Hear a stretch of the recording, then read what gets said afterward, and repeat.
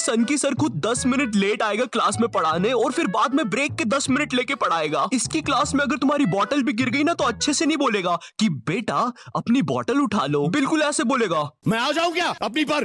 इसको तुम्हारी कोई बात ही नहीं मानना है, पूरे टाइम चिड़ा हुआ रहेगा। ऐसा लगता है घर पे बीवी से लड़के आया है। मेरा कच्चा किधर है? ये तेरी ब्रेड, ये तेरा दूध, माँ का नहीं खाना।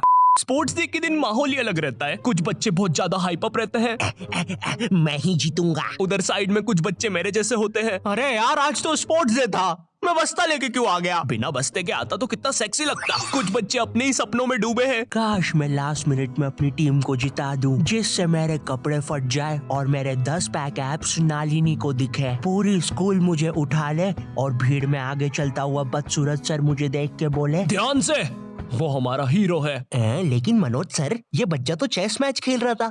तो फर्स्ट से लेकर 9 क्लास तक मेरी लाइफ बहुत अलग थी। किसी को ज्यादा फर्क नहीं पड़ता था मुझसे। मानो क्लासरूम का डस्टबिन हूँ मैं, कोई मुंह ही नहीं लगाता था। अबे श्रीवास्तव, क्या कर रहा है यार ये? माँ बाप ने बस कचरा खाने ही सिखाया क्या?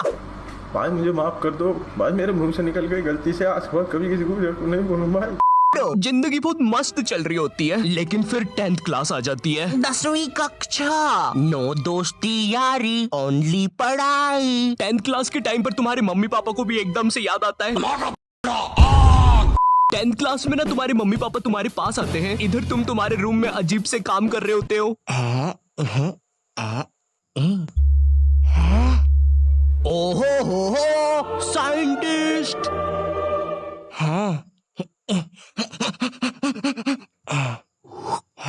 ओहो हो साइंटिस्ट। पीछे से तुम्हारे मम्मी पापा आते हैं। पूची पूची पूची पूची पुई। हाँ मुझे पता है मम्मी पापा के चलने की आवाज ऐसी नहीं होती। 10th क्लास में मेरे पापा भी मेरे पास आए थे। उन्होंने मेरे कंधे पर हाथ रखा, मेरी आंखों में आंखें डाल के देखा और कहा, ये सर पे बारबी की नेम चिट लगाना बंद कर। और 10th क्लास आ गई है, पढ़ाई कर लेना चुपचाप। हाँ अब तो और अच्छा लग रहा हूँ। हगी मारू है, लकी मैन है, ककासी सेंस है। तो नॉट यू टैप जी। जी मेरी सोनी सवानी जी मेरी बग्गो जी ठीक है जी। तुम्हारे साथ कभी ऐसा हुआ है तुम आराम से एक चड्डी में बैठे हो और जेल जैसे कटोरे में दाल चावल खा रहे हो, ठंडी ठंडी हवा चल रही है और सब कुछ मस्त चल रहा है, लेकिन एकदम से तुम्हारे घर पे 10 रिश्तेदार आ जाते हैं। अब जरा सोचो उस चड्डी पे दाल चावल खाते हुए बच्चे पर क्या बीत रही होगी। तुम्हें वहां से भागने तक का मौका नहीं दिया जाएगा।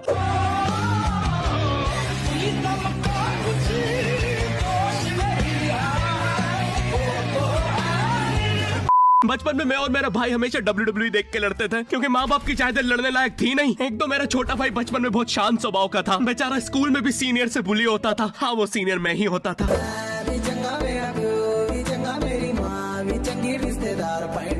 मैं ना क्रिश्चियन स्कूल में था, तो हर साल विंटर हॉलीडेज के पहले मेरे स्कूल में क्रिसमस सेलिब्रेशन होता था। एक मोटा सा सर सेंटा बनकर आता था, फिर जिंगल बेल पर नाचता था। वो कॉस्ट्यूम इतना टाइट होता था कि सर के जिंगल बेल अलग झूमते हुए नजर आते थे। फिर स्टेज पर 5th B के बच्चे आते हैं और बेजुबान पर ब्रेक डांस करते हैं। बेजुबान कब से?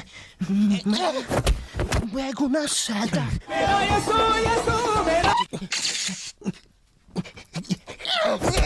मुझे ना स्कूल ट्रिप्स बस में जाना कभी पसंद नहीं है। शुरू करो अंताक्षरी लेके प्रभु का लाल दुपट्टा उड़ गया रे मेरे हवा के झोंके।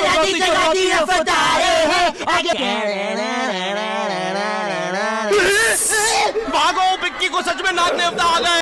और ये बसों में हमेशा एक बच्चे को चुल चढ़ती है और फिर वो बाहर किसी बाइक वाले पे थूक देता है। बाइक वाला स्लिप खा के गिर जाता है, उसकी बाइक वगैरह टूट जाती है। हाँ वो थूक की स्पीड बहुत तेज थी। बाइक वाला तो सिग्नल पे खड़ा था, वो हमारी बस रुकवा लेता है। अंदर सब हरामी बोल रहे हैं हमने नहीं किया, तो वो अपना हेलमेट का कैमरा चेक करता है, पर उसमें वो बच्चे की इमेज बहुत ब्लर आई थी, क्योंकि बहुत फास्ट हुआ था सब। पर बाइक वाले को पता नहीं था कि ये इमेज ब्लर नहीं है, वो बच्चा ही धुंधला दिखता है। और ये YouTube के मोटो व्लॉगर्स तो इतने ड्रामेटिक होते हैं, पूरे समय हेलमेट का कैमरा ऑन। तुम इनसे नॉर्मल भी बात करोगे तो इनके हेलमेट के कैमरे में क्या रे बच्चे को मारेगा, 10 को ले आ, नहीं मार पाए। रियली सॉरी भाई साहब, आगे से लूंगी और पीछे से भी लूंगी। हमें विंटर हॉलीडेज मिलते थे सोने के लिए, लेकिन हम उन दिनों स्कूल के टाइम से भी पहले उठ रहे हैं। तो फिर हमारे ग्रुप के विराट कोहली ने बोला, क्या हुआ कम ऑन यार, सबके ग्रुप में एक स्पोर्ट चैंपियन विराट कोहली बच्चा तो होता ही है। हमारे विराट की कहानी है कि उसके पापा ने उसे बड़ी ही उम्मीद और प्यार से एक क्रिकेट की किट और बैट लाके दिया था कि उनका बच्चा सच में विराट कोहली बनेगा। लेकिन फिर वो एक दिन फुटबॉल के साथ खेलते हुए पकड़ा गया, वो भी क्रिकेट किट में। बेटा पापा आप जैसा समझ रहे हो वैसा कुछ भी नहीं है। शर्म नहीं आई तुझे? तो हमारी विराट कोहली ने प्लान बनाया कि हम लोग सुबह 6 बजे उठ के फुटबॉल खेलने जाएंगे गवर्नमेंट स्कूल के ग्राउंड पे। वो गवर्नमेंट स्कूल का ग्राउंड ना पब्लिक ग्राउंड था। तो अब तुम सोच रहे होंगे कि वहाँ पे लोग आते होंगे, खेलते होंगे, बढ़िया माहौल रहता होगा। नहीं, नशेड़ियों के कब्जे में था वो ग्राउंड। दारू पी के कांच बिछा के रखते थे वो लोग वहाँ पे, कोई नहीं जा पाता था उधर। नशेड़ी खुद कांच बिछा के फंस जाते थे उधर। 2 गिनीज वर्ल्ड रिकॉर्ड होल्डर है ये लोग कांच बिछाने में। फिर गवर्नमेंट को उन नशेड़ियों से डील करनी पड़ी, तो गवर्नमेंट ने उन्हें स्कूल दे दिया, ग्राउंड रख लिया। तो अब स्कूल के अंदर कांच बिछे हुए होते हैं। भाई यहाँ पे क्या हो रहा भाई, ये कहाँ फंस गया भाई मैं।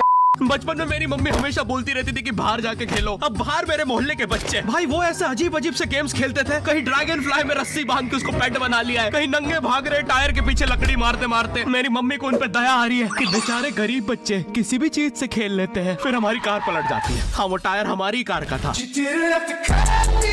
और मुझे एक बात बताओ, चक्के से खेलने पे वो गरीब कैसे कंसिडर हो रहे हैं? क्या पता उनने कार खरीद के चक्का निकाला हो, क्या पता लैम्बोर्गिनी के चक्के से खेल रहे हो। नहीं, तुम्हें कैसे पता चल रहा है वो गरीब है या अमीर? और एक चक्के से इतनी सारी एक्टिविटी करेंगे ये लोग। कभी चक्के में रस्सी बांध के झूला बना दिया, कभी झूले से फिका के खुद को लूला बना दिया, कभी लूले पे झूला बांधकर हुला हू बना दिया। ये इतने हरामी बच्चे थे, इनके साथ कोई भी घर नहीं खेलता था, क्योंकि घर ये जुए में लगा के हार जाते हैं। मेहनत का ही खेला हमने सट्टा जमकर। देखो, हम सबके बचपन में एक ऐसा दोस्त तो होता ही है जिसे देखकर हमेशा ऐसा लगता था कि ये सीमेंट के बोरे से उठ के आया है। पूरे समय उसके बालों से सरसों के तेल के हग्गापे की बदबू आती रहती थी। हाँ, यही दोनों थे मोनू और बाबू। ये दोनों बनते थे हमारे बेबलेट के बीस्ट। वैसे कायदे से तो इन दोनों को किसी तेलुगु पिक्चर में तेल और गू नाम के दैत्य या तो असुर बनना चाहिए था। तुम्हें पता है ना ये कितना जरूरी सामान है? वो देखो चिड़िया किधर है? अरे किधर है चिड़िया? है साला हमको झूठ बोला। तुम क्या देख रहे थे बे मोटे? आपको तो पता ही है सर, बाबू ऐसा ही है। तुम मेरी बीवी के साथ क्या कर रहे हो? अरे मेरी बीवी! तुम्हें तो पता ही है दोस्त, बाबू ऐसा। कौन है तू? अब तू कौन है? मैं तुम्हारी पत्नी का तीसरा बॉयफ्रेंड, अपनी बारी का इंतजार कर रहा था। और बस मैं ही नहीं, हम सब अपनी बारी का इंतजार कर रहे थे। चलो, वो जा चुकी है। चलो भाई चलो, मुझे तो पता ही था, इससे तो कोई भी चला जाता। मरा कैच मारी हवा में सवारी, गोरा खारा मोटा पीछा गोदरेज बारी, बरबर गैर चलेरा गाड़ी तभी बोल जोरी बारी, मारा गेम अलग इसी शाड़ी मौत बेज मारी।